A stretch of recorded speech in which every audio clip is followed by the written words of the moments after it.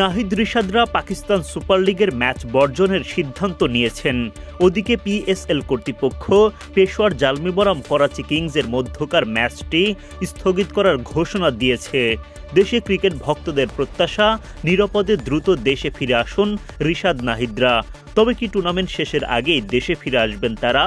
এমন পরিস্থিতিতে পাকিস্তানে অবস্থানরত দুই ক্রিকেটারকে নিয়ে বাংলাদেশ ক্রিকেট বোর্ডের ভাবনা কি? বৃহস্পতিবার আরও একবার বিবৃতি দিয়ে নিজেদের অবস্থান পরিষ্কার করল টাইগার প্রশাসন।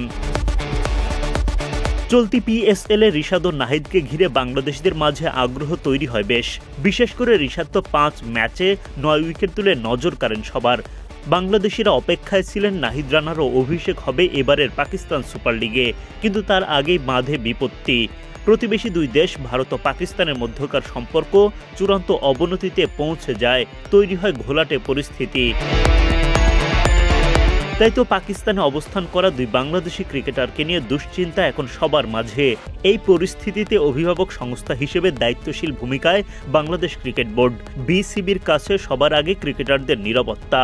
সেই লক্ষ্যে প্রতি মুহূর্তে রিশাদ নাহিদদের সাথে যোগাযোগ করে যাচ্ছেন বোর্ড কর্তারা। তথ্য আদান প্রদান হচ্ছে পাকিস্তান কর্তৃপক্ষ ও সেখানকার বাংলাদেশ দূতাবাসের সাথেও।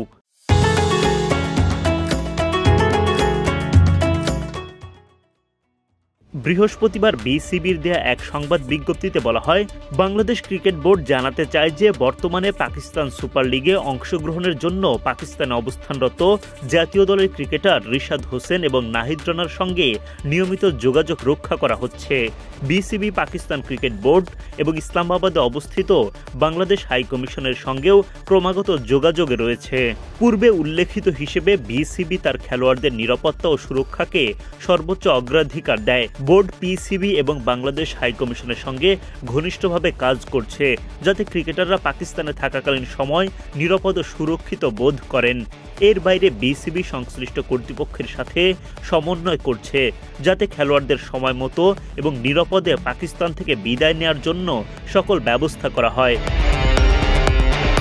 এদিকে বিসিবি সভাপতি ফারুক আহমেদও প্রয়োজনীয় ব্যবস্থা গ্রহণের সর্বোচ্চ চেষ্টা চালিয়ে যাচ্ছেন। বাংলাদেশ ক্রিকেট বোর্ড থেকে দেয়া আগের দিনের সংবাদ বিজ্ঞপ্তিতে বলা হয়, বিসিবি সভাপতি ফারুক আহমেদ নিজেও যোগাযোগ করছেন। সরাসরি পিএসএল এর প্রধান নির্বাহী সালমান নাসির ও রিশাদের সাথে কথা বলেছেন, যাতে খেলোয়াড়রা নির্ভর থাকে এবং নিরাপদ বোধ করে।